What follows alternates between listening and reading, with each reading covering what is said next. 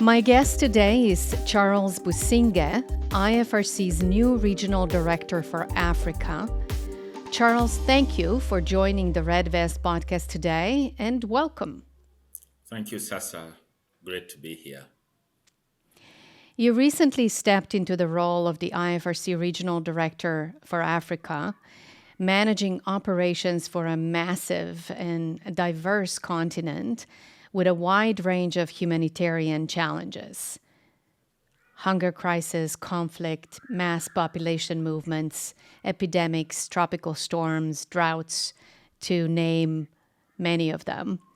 What is going through your mind these days when you think about how to tackle such a wide range of challenges? Thank you, Sasa. For me, stepping into the role of Regional Director for Africa is both an honor and a significant responsibility, as you have indicated, the numerous humanitarian challenges. As we know, the continent is vast and diverse landscape, presents unique set of humanitarian challenges from what you have just described. What is going through my mind is a deep sense of commitment and urgency. For me, the growing fragility and vulnerability in many parts of the continent requires a menu of solutions that are relevant to the context. What is going through my mind is that in responding to the diverse challenges, we need to be agile and mindful that there is no one solution, but a menu of solutions. For me, I would want to see people affected at the center of what we do by investing in building their resilience through a nexus of interventions in terms of preparedness, in terms of response, and also rehabilitation and development. And today, we have a growing recognition around the importance of local knowledge and leadership in humanitarian and development efforts. So for me, empowering local communities and organizations to take lead in crisis response and any development initiatives is critical for ensuring that those interventions are contextually relevant, sustainable, and strengthening community resilience. I also think that what goes through my mind is the need to build on our strength as the world's largest humanitarian network with active national societies. In Africa, we have 48 countries. We are present in 48 countries with branches and a good number of volunteers, to me, which actualizes the spirit of localization and community engagement. So for me, empowering national societies and their network of branches, the local communities and the volunteers will enhance the capacity to respond to crises and create more resilient communities that are better prepared for present and future challenges. My commitment is for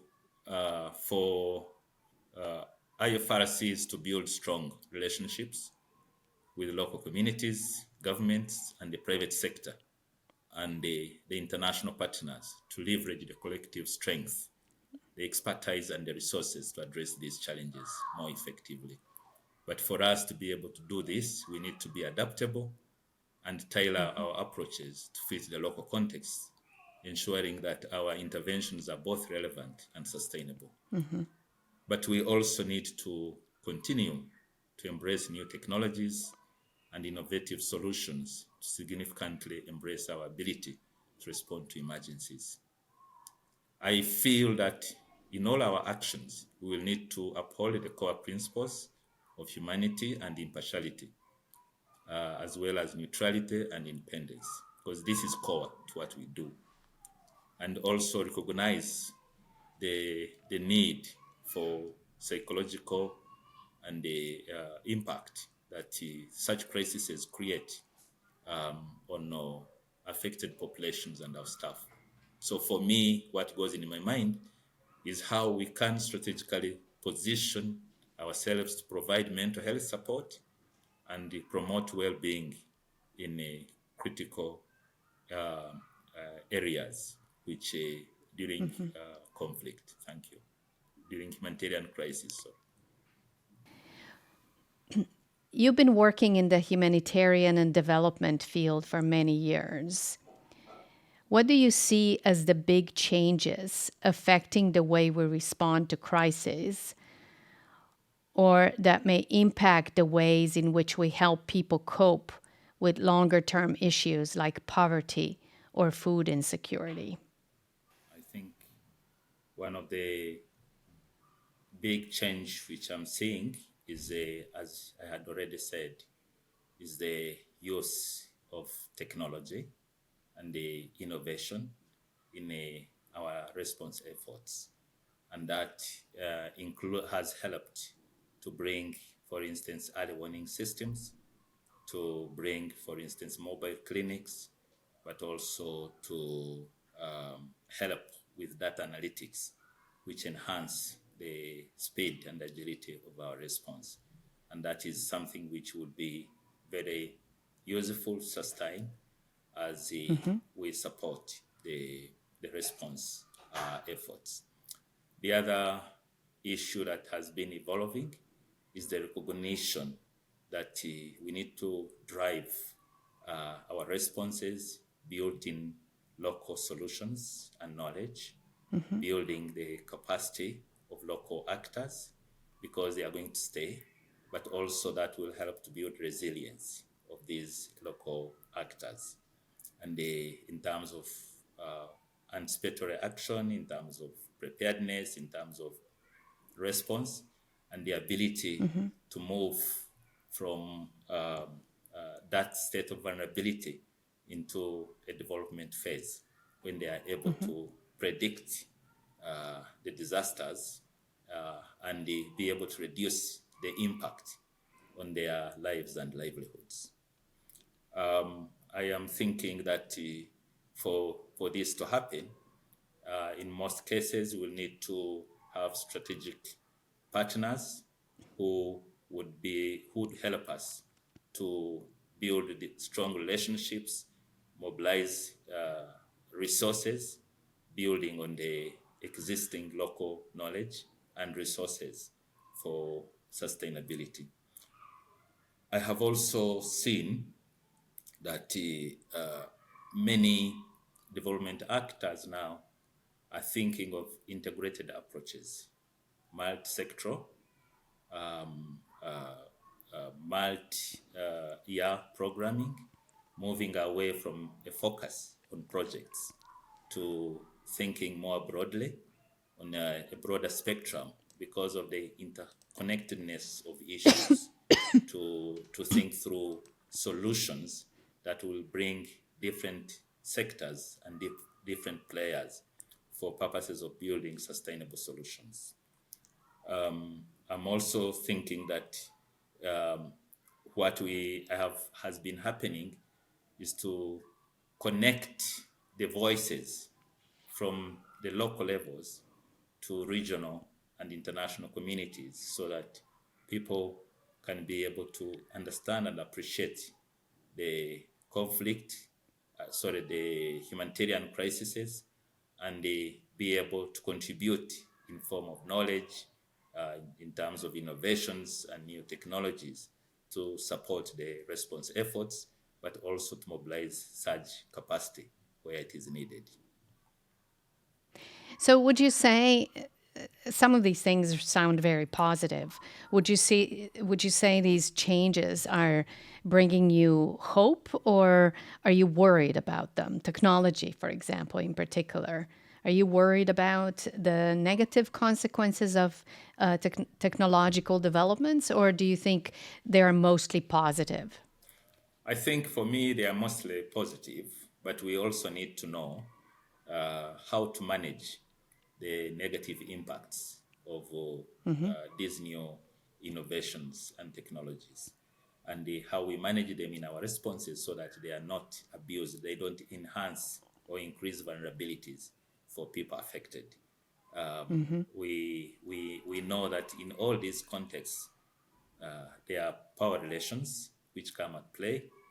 We know that these kind of crises augment existing vulnerabilities, and all these support mechanisms must be able not to augment the vulnerabilities, but to help address these vulnerabilities. So we have to be aware of these the positive impacts of all these areas I have talked about, but also to think about how we mitigate the potential negative effects of such interventions.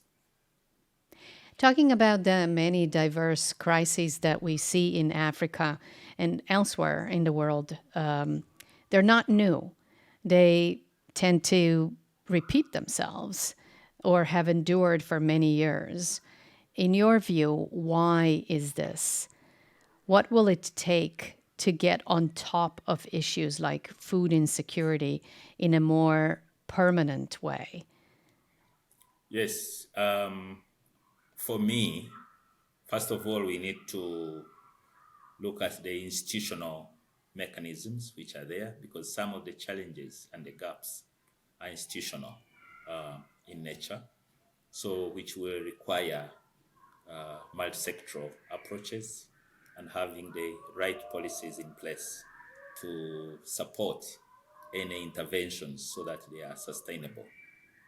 We have talked about the use of technology for to enhance our analytical capacity, but also to present us with opportunity for using these technologies for early warning systems, but also for providing other innovations like mobile clinics, as I had already said. Now, for those to work, they have to be supported by strong institutional mechanisms, because it requires collaboration across a range of stakeholders, especially, for instance, with government and the other local actors, for these mechanisms to be effective. But we also know that part of the conversation, for instance, if you talk about food security, is the whole conversation, for instance, around seeds and the sustainable agriculture. I think for me, we need to ensure that farmers have access to free seed, but also make sure that they are empowered to grow or use crop resistant materials, which can be able to withstand the weather, the vagaries of weather. So for me, seed at the heart is at the heart of food security, but we also need to be able to invest in technologies like irrigation, because somehow they need to cope with the existing realities, and also to ensure that we have alternative economic arrangements which will help them to seek alternative sources in times of crisis. So that will be part of building resilience for the communities affected in food systems, and we need to be able to do that. In the past, this was done, for instance, through strengthening investments in infrastructure, in storage facilities, for instance, and the market access. And we need to be able to enhance these kind of facilities, so that the communities can withstand the shocks and maintain the necessary the required food security levels. As mentioned before, Africa is incredibly diverse and each context is very different, which is why the individual Red Cross and Red Crescent national societies are so important. What's your vision for how to best work with them to help strengthen and support their responses that are locally owned and cater to local needs? Yeah. So for me, The first point of recognition is to embrace our diversity as a strength, and um, where we underscore the need for utilizing locally owned and context specific solutions.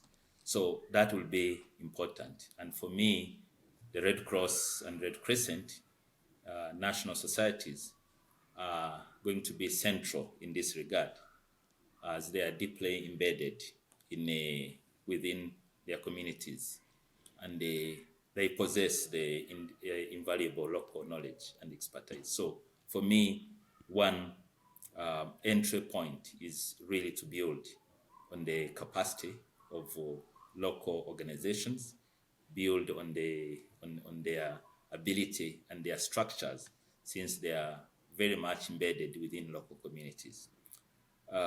For me, the other area is for me to be able to do that, we need to foster collaboration and ensure that all our support and responses are tailored to the local context.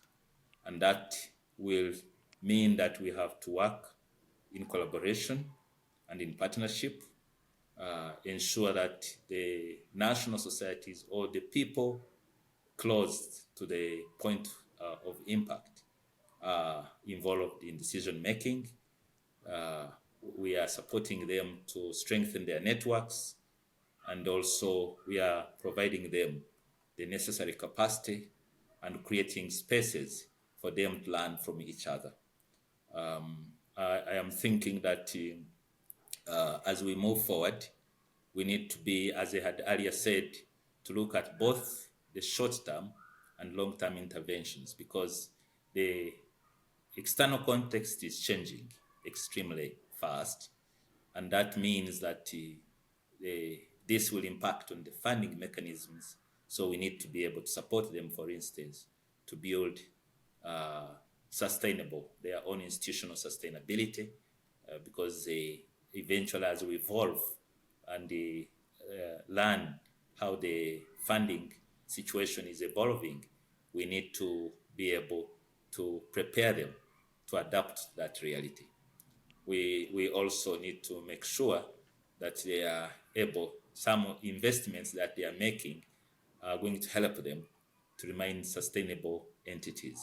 And as we have seen, for instance, because of the current evolving reality in the ID architecture, there is a lot of organizations who are either reducing their capacity in terms of presence, and there will be high expectations for these national societies to fill these gaps, both from the communities and also from their governments.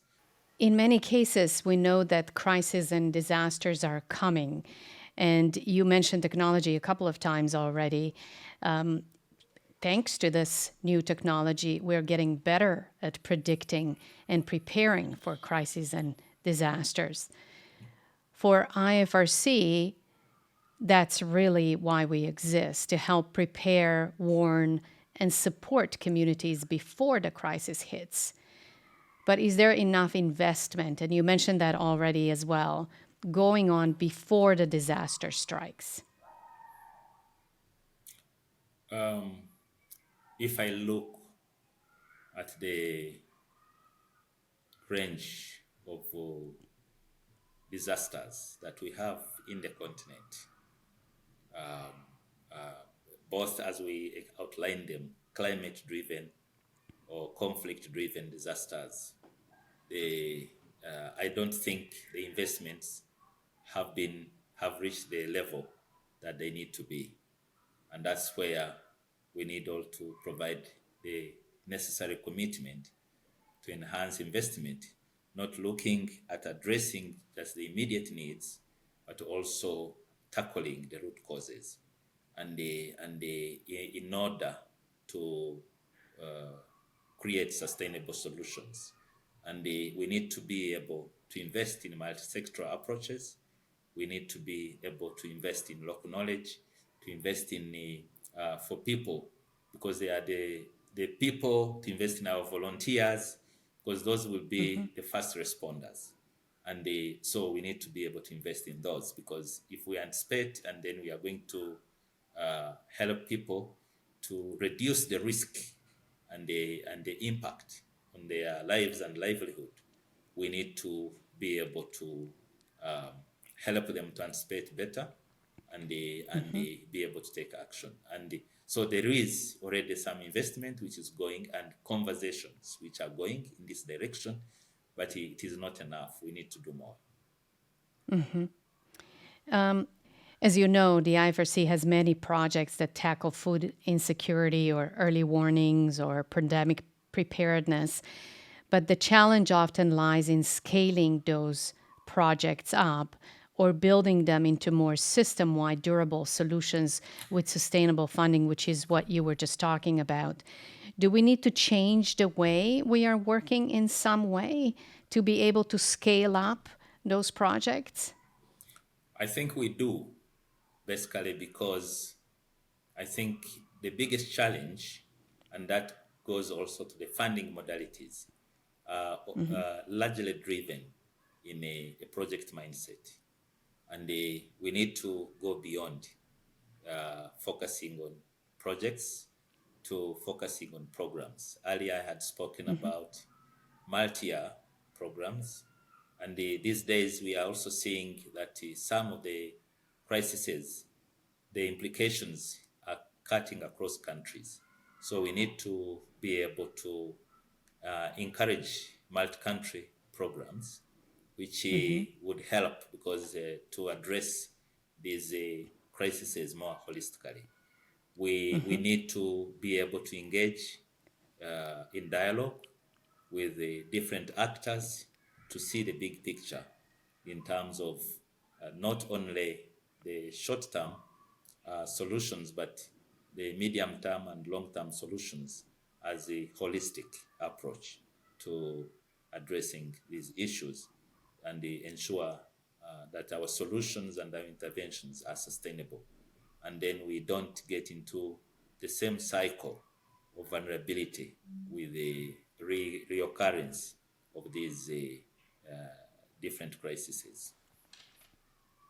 One example of what you just said is this cross-sectoral campaign that on focusing on food insecurity that is meant to engage regional and national leaders and local communities with the help of national societies. What's your take specifically as related to that specific campaign, and how do you think it will help engaging those partners? You've mentioned partnerships several times today. How do you think that will help in this specific example of the campaign on food insecurity? I think this example is a unique one, first of all, because it has brought different stakeholders, including countries, into one space to plan and they think more collectively as a group of people or countries which are affected by this reality. For me, because we are talking about food and nutrition security, we that needs to be embraced because the plan has been there. Now, really, what we need is to make sure that plan is funded, because for now, what we have is the statements of intent. What we need is to have buy-in to ensure that different um, um, partners are embracing that, uh, putting in investment, and we want to ensure that there's commitment from the sustained commitment from these governments who are participating. We need to make sure that the communities are involved, the all the local structures are involved to be able to sustain the interventions and the efforts that are being made. So the interventions are very good. What will be important is whether we'll get the right investments and the ability to implement all those proposed actions and the interrelated nature of those actions to achieve the objectives that we want to achieve. I'd like to ask you a few questions about your own personal journey, if that's okay. Can you tell us a little bit about where you're from and how that impacts your perspective or informs you on the world and how to do your work? I'm born in Uganda. I lost my father when I was still very young, and I have been raised by my mother, and who has also really helped us as a team, or with my siblings to really rise, to be resilient, to uh, in the space or in the context of vulnerability, to keep us focused, and that has helped me to go through school, and um, I have been in contexts where I have watched live war, and the fighting between Yeah, different armed groups. I, yeah. I have worked in similar contexts, because that was part of my commitment to support people who have faced those vulnerabilities. And I have also, not just now in Africa, but in other regions, just because of that commitment, because I know what it takes to be in those kind of situations and the level of vulnerability. You've experienced it yourself. Yeah, so which I have experienced myself. And for me, because I have worked both in the government sector, I have worked in the donor sector, I've worked in the INGO space, which gives me uh, uh, the ability to work with the diverse teams, to appreciate diversity, but also to ensure that within all that I do it with dignity, with respect for others. And for me, my life has shaped me with the help of my mother to the values that I Yes. hold, because when she was raising us, she really inculcated the right values, which still help me today. And for me, the values of integrity, the values of honesty, the values of mutual respect for others have been very, very fundamental.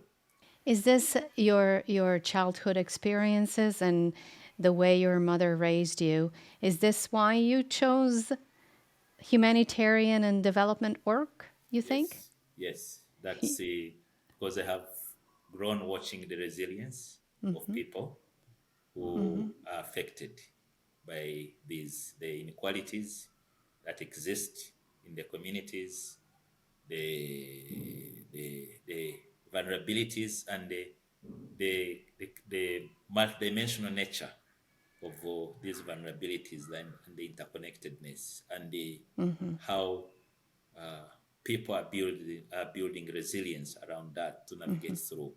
If you are a child who is growing through those experiences, uh, making it through, navigating those roadblocks along the way is a one that really builds your resilience, because there are also very many children who are not able to make it, even as we speak, Yeah. to realize their dreams. So we need to keep those in mind, and we need to do whatever we can to support them so that they can uh, get the opportunity to Yeah. actualize their dreams.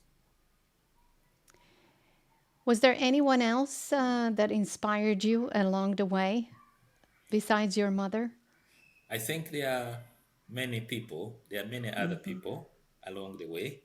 It is because at every stage of development, somehow you encounter somebody who helps you to Yes. change your life, both in the Mm-hmm. professional space, but also in the personal space. So I have had my own personal mentors, but I have also read about people who have been inspirational.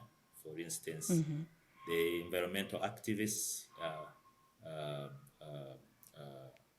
uh, in Kenya, who was a true gender activist, who was a true environmental activist, who Mm-hmm. was looking for Wangari Maathai, who was looking Yes. for uh, sustainable solutions Mm-hmm. to reduce vulnerabilities for people who were found themselves unlucky to be caught in these crises that were not their making.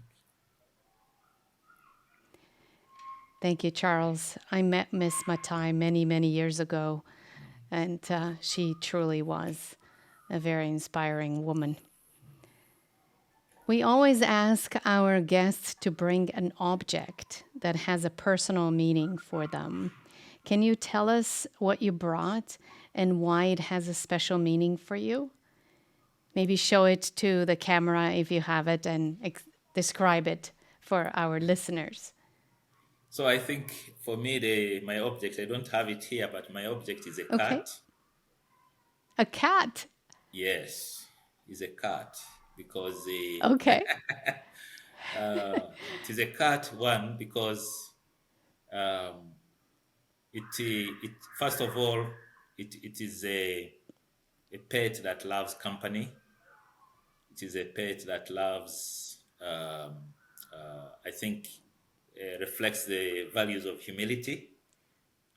Aha. It is a pet that will coexist if not disturbed, but also it Mm-hmm. can be able to defend even despite its Mm-hmm. size.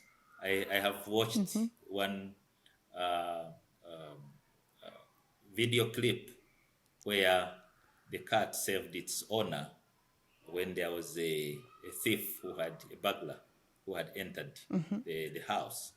And Mm-hmm. it was somewhere observing what was going on, and it decided to help the owner. So it also has Wow. intelligence, and they can read between lines when somebody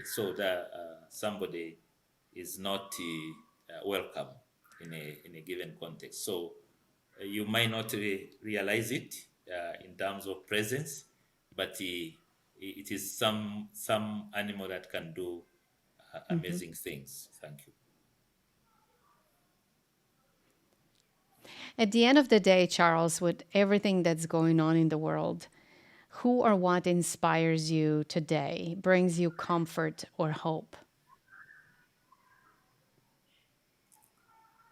So what inspires me is the resilience of poor people, how they have continuously managed to navigate through difficult challenges to continue to live with hope, and they inspire others to sustain the ability to live and hope for the better.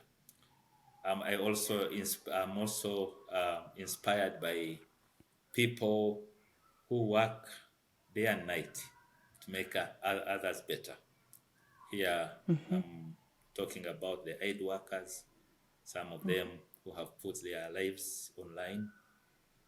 Some of them will get out of their way, for instance, during the epidemics, given the nature of some of these epidemics, like Ebola, to provide support to those in need.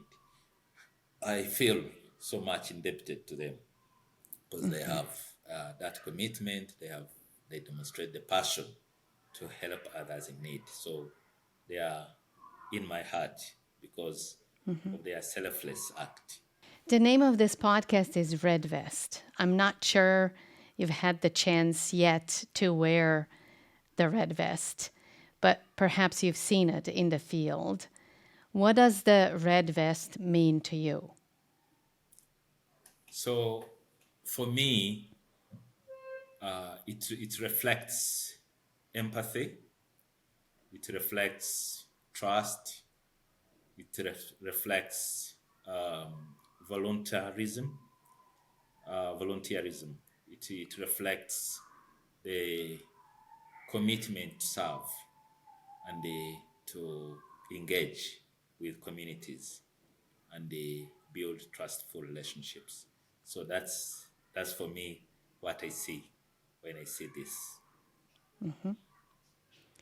Thank you, Charles, for sharing your expertise and insights with our audience and for allowing us to get to know you a little bit. Thank you, Sasa, and great talking to you.